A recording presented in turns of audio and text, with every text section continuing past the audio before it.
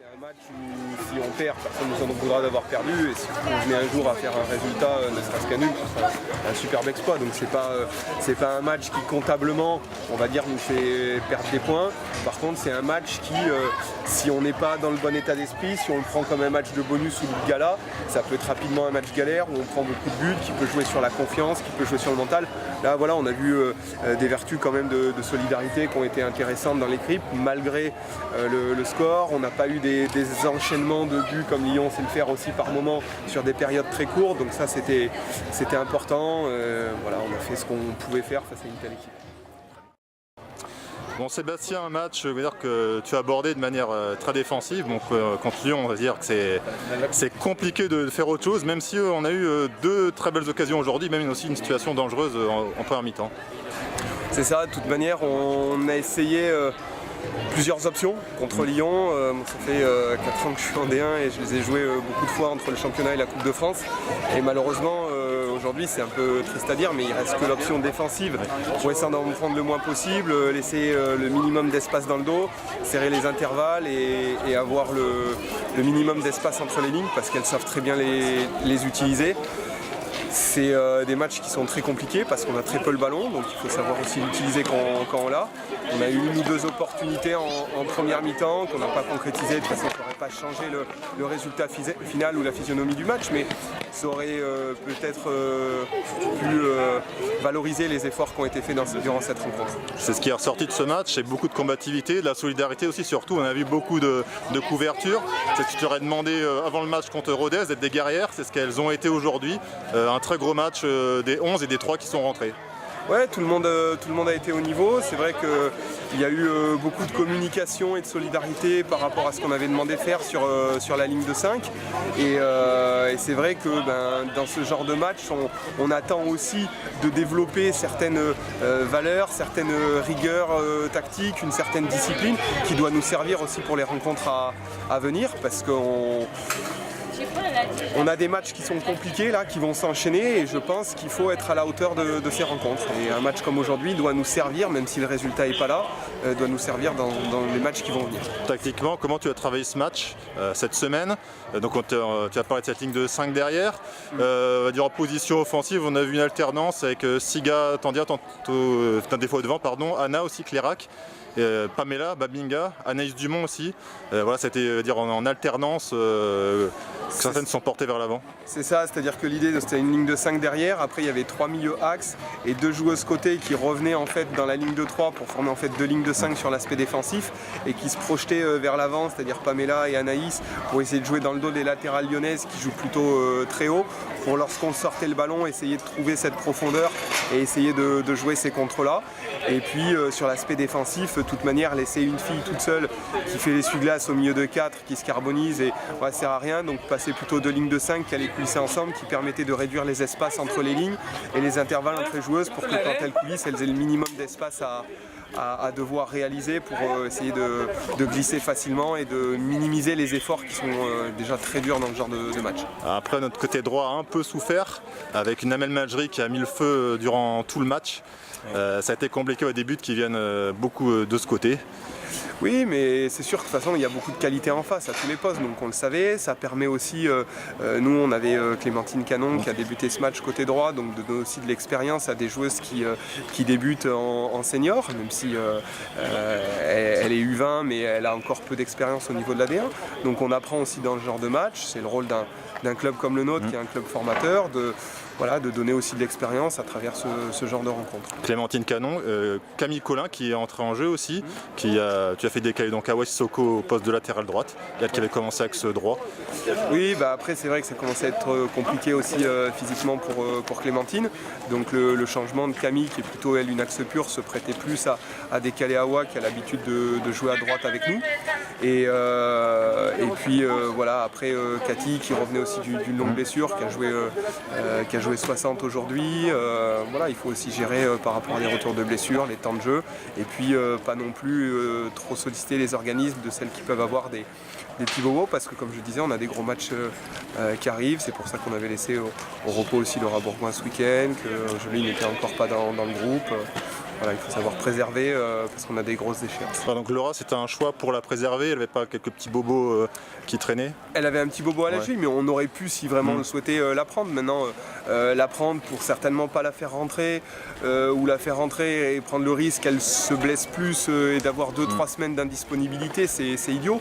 Surtout sur un match où de toute manière on sait très bien que ça va pas être un élément qui va changer la donne finale du match. Donc voilà, prendre ce genre de risque, il faut savoir mesurer les plus et les moins de chaque option. Et là, la solution se prêtait plus à la laisser au repos.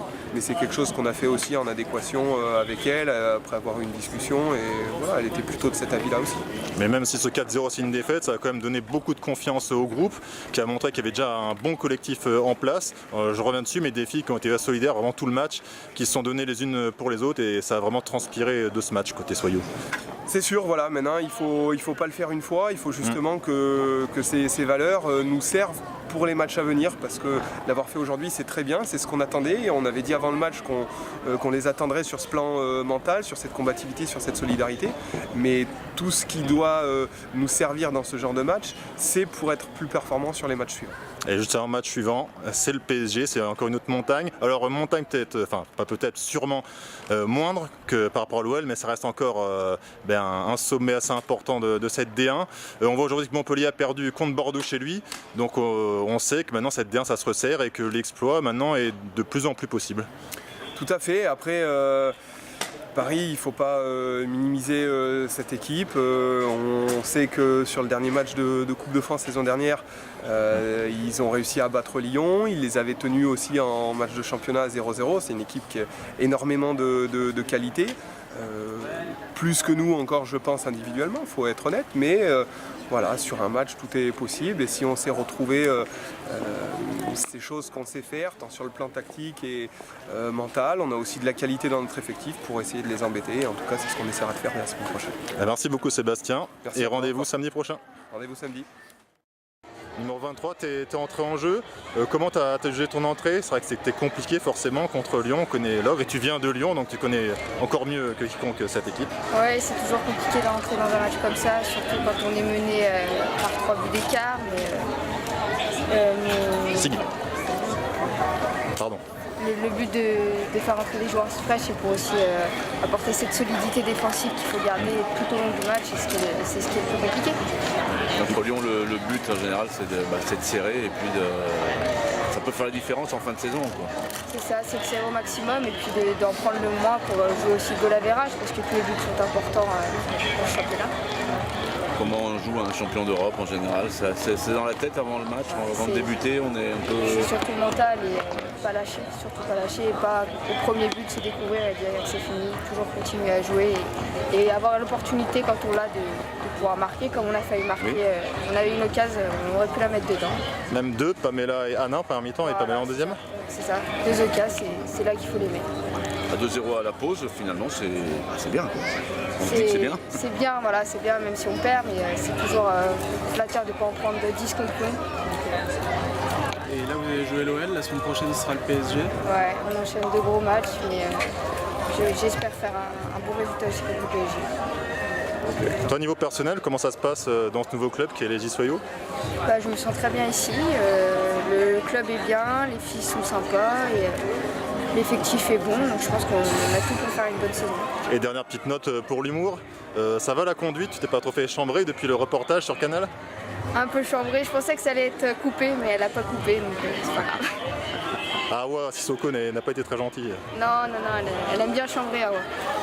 Lucie, merci beaucoup, et puis bonne saison à toi. Merci à vous aussi. Merci bien. Voilà, Reynald Pedros, coach de l'OL qu'on connaît bien, donc un match maîtrisé par Olympique Lyonnais, 4-0. Est-ce que le coach de l'OL est satisfait sur cette prestation? Satisfait du résultat parce qu'on a gagné, oui. Après, la prestation doit être meilleure. La prestation doit être meilleure. On a fait une première mi-temps avec pas mal de déchets techniques. Mais bon, on sort d'une trêve internationale, on récupère les filles très tard. On s'adapte un petit peu au niveau des entraînements. Voilà, il y a aussi certainement à un moment donné un petit contre-coup aussi de physique. Mais ce qui est plus embêtant, c'est sur la première mi-temps où vraiment là on a senti des fois de l'impatience, des fois un manque de maîtrise technique, des fois de la précipitation. Voilà, on doit être plus tranquille dans ces moments-là. On sait qu'on va avoir le ballon, on sait que c'est une équipe qui va défendre assez bas. Mais voilà, il faut prendre acte de tout ça, continuer à bosser. L'important, c'est qu'il n'y ait pas eu de pépins physiques. Justement, au niveau des pépins, Caroline Simon, que lui-il elle a eu un petit coup de moins bien parce qu'elle était un peu malade. Elle s'adapte à un nouvel effectif, un nouveau groupe, une nouvelle façon de travailler. Elle a joué en équipe nationale, elle était un peu fatiguée et très rapidement elle était dans le dur, donc elle nous l'a dit. Donc pour nous ça pose pas de problème, hein. Ça arrive, l'important pour nous c'est de réagir rapidement, d'en faire rentrer Selma. Donc tout va bien, pas de problème, elle va reprendre des forces et puis on va bien préparer le match de Ligue des Champions. Et au niveau des joueuses, il y en a une qui a crevé l'écran aujourd'hui, c'est évidemment Amel Majri qui a été... elle est bien en ce moment, elle marque des buts, c'est ce qu'on lui demande aussi par rapport à son poste. Donc qu'elle continue comme ça, elle sert l'équipe, l'équipe la sert aussi, donc tout va bien. Justement au niveau de son positionnement, là elle est montée d'un cran cette saison, on joue un peu plus haut, une équipe de France et reste encore latéral gauche. Est-ce que ça peut poser un petit problème entre l'EDF et Lyon? Moi j'ai eu une discussion avec Amel pour savoir un petit peu son sentiment par rapport au poste de latéral et milieu.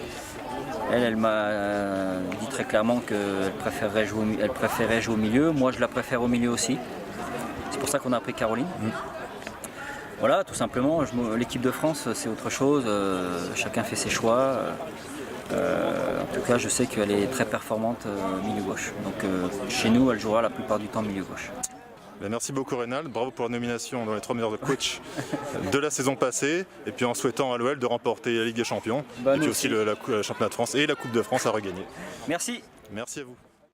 Le titre chez les garçons, on avait l'impression que tout allait venir tout seul. Et puis il est arrivé un changement avec le PSG qui a mis des moyens très dimensionnés pour le foot masculin.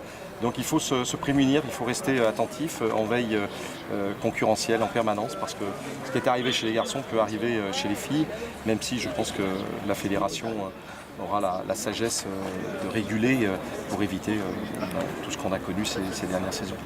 Dernière question, Président, le mercato féminin n'est pas terminé, ça se termine le 21 septembre, sans dévoiler de secret. Est-ce qu'il est question de se renforcer d'ici là ou pas?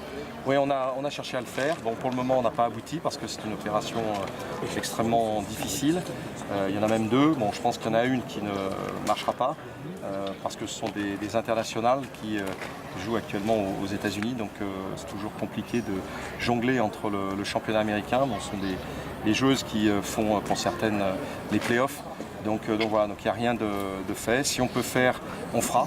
Si on ne peut pas, parce qu'il y a un certain nombre de circonstances qui font que ça n'est pas possible, et en particulier que les coachs des sélections nationales n'ont pas trop envie que ces joueuses viennent dans une équipe qui est déjà très forte.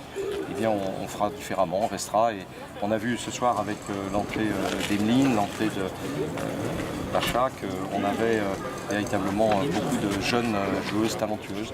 Donc on fera jouer aussi les jeunes joueuses, elles le méritent bien. Merci beaucoup, Président, merci. Voilà.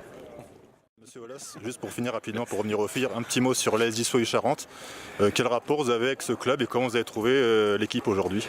Bon, d'une part, on a toujours eu d'excellentes relations qui datent de l'origine, parce que quand j'ai repris l'Olympique Lyonnais féminin, le FCL et l'Olympique Lyonnais féminin, on avait toujours dit que Soyeux était le club référence sur le plan féminin. Donc, toujours le respect des anciens et de la tradition, donc très bonne relation, beaucoup de respect. Quant à l'équipe, on a vu que c'était une très bonne équipe, on a vu de jeunes joueuses extrêmement rapides, extrêmement motivées pour défendre. Et c'est vrai que les problèmes qui ont été posés à l'Olympique Lyonnais dans un 4-2-4 n'ont pas été totalement résolus. J'ai vu que l'entraîneur le nôtre était un petit peu déçu de la performance de son équipe, mais ça tient autant à la qualité de cette équipe de Soyeux et de ces joueuses qui ne se sont jamais avouées vaincues et qui ont mis beaucoup de dynamisme pour défendre, mais aussi pour se projeter. Et donc chapeau, et je pense que Soyeux va créer non pas d'autres surprises, parce que ce soir c'est pas une surprise, mais va créer des surprises parce qu'il y a beaucoup de qualité et il doit y avoir de l'ambition. Pour finir rapidement, on voit que les clubs ont des meilleurs moyens. quasiment toutes les joueuses de Soyaux sont maintenant sous contrat. On voit aujourd'hui que Montpellier est déjà chuté dès la deuxième journée en perdant face à Bordeaux. Donc on voit que le championnat continue à s'homogénéiser, même si l'OL reste évidemment le grand favori. Oui, c'est vrai, mais ceci étant, les différences ne sont pas aussi importantes sur un certain nombre de matchs qu'on ne l'imagine. Et on voit bien ce que Soyaux fait, ce que Bordeaux fait avec notre aide, puisqu'on a laissé partir un certain nombre de jeux. Je crois qu'il y a aussi la petite Pinjon qui est arrivée à Soyaux. Et Viviane Boudot et Amandine Guérin sur le banc maintenant. Voilà, exactement. Donc on voit que tout le travail qui est fait en profondeur par l'Olympique Lyonnais, avec son centre de formation maintenant qui vient prolonger les pôles espoirs de la fédération, eh bien, sert bien sûr à l'Olympique Lyonnais, mais aussi à tous les autres clubs. Et je pense qu'on l'avait fait à l'époque chez les garçons, c'est-à-dire irriguer le foot, l'ensemble du foot français avec un certain nombre de joueurs, de transferts. Sur le foot féminin, on le fait non pas avec des transferts, mais avec la formation d'un certain nombre de joueuses de talent. Et c'est bien que des clubs ambitieux comme Soyaux puissent les reprendre.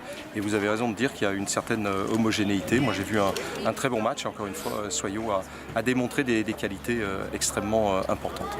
Merci beaucoup Monsieur Las. Je vous souhaite le meilleur en championnat en Coupe de France et aussi en Ligue des Champions pour un 4e titre de suite et un 6e au total. Écoutez, si Soyaux peut battre certaines de nos concurrentes, on sera ravis aussi. Merci à vous. Merci. Vous avez vu que Dembélé a marqué? J'ai vu que Memphis avait marqué 2 fois et Dembélé avait marqué, donc c'est un bon signe. Revenir, voilà, et je crois qu'il a dédié son but à l'Olympique Lyonnais pour avoir... Dembélé? Oui. Ah, sur la signature alors. Je crois, bon maintenant, en tout cas s'il ne l'a pas fait, il aurait dû le faire. C'est la bonne nouvelle quoi. Non, c'est bon, de toute façon, on n'avait pas recruté pour qu'il marque le but chez les Espoirs, on l'a recruté pour qu'il nous marque beaucoup de buts, en particulier dans le championnat et en Coupe d'Europe. C'est un garçon, on l'a vu, qui a de l'ambition, du talent aussi, parce qu'on ne peut pas être, comme il l'a été à ce niveau-là, aussi efficace si on n'a pas le talent. Mais en tout cas, il a une grosse envie et on a besoin de joueurs qui ont une grosse envie. Vous avez vite envie de reprendre avec les hommes là. Oui, le match de samedi va être terriblement important compte tenu de tout ce qui s'est passé ces derniers temps. Et puis je reste convaincu que l'équipe est bonne, qu'on a aussi des infrastructures et un coach qui a les qualités pour pouvoir emmener cette équipe au plus haut niveau. Donc voilà, on va vite reprendre parce qu'on en a besoin et puis on se projettera sur Manchester City et Marseille. Donc c'est ça qui est formidable à l'Olympique Lyonnais, c'est que chaque année il y a des très grands matchs et qu'on est en principe toujours présent. Il nous arrive de passer à travers contre des moins forts. C'est ce qu'on va essayer de rectifier avec Bruno cette année. Mais en tout cas, l'équipe est bonne, elle est super motivée et on va faire tout ce qu'il faut pour qu'on puisse cette année montrer les immenses qualités du club. Bon. Et puis votre coach, j'ai vu votre communiqué, votre coach a fait toujours l'actualité, mais même quand une situation date de 8 jours. Quoi. Ouais, non, c'est ce qui nous a un peu surpris et déçus parce que même si, et Bruno l'a reconnu, l'anniversaire est quelque chose de très privé. C'est toujours délicat d'avoir ce genre d'altercation, mais ceci étant, c'était il y a 8 jours, tout a été dit. Il y a eu véritablement une dimension de réplique extrêmement unifiée pour Bruno. Donc ça a permis peut-être justement d'éclaircir un certain nombre de choses. Donc c'était inutile de revenir hier. Bon, moi j'avais accepté de faire cette interview parce que je pensais que c'était pour répondre objectivement à un certain nombre d'arguments et Bruno le mérite, l'institution OL le mérite. Et puis là, bon, c'est vrai que voilà, mais on voit bien contre qui c'est dirigé et on saura s'en souvenir. Très bien.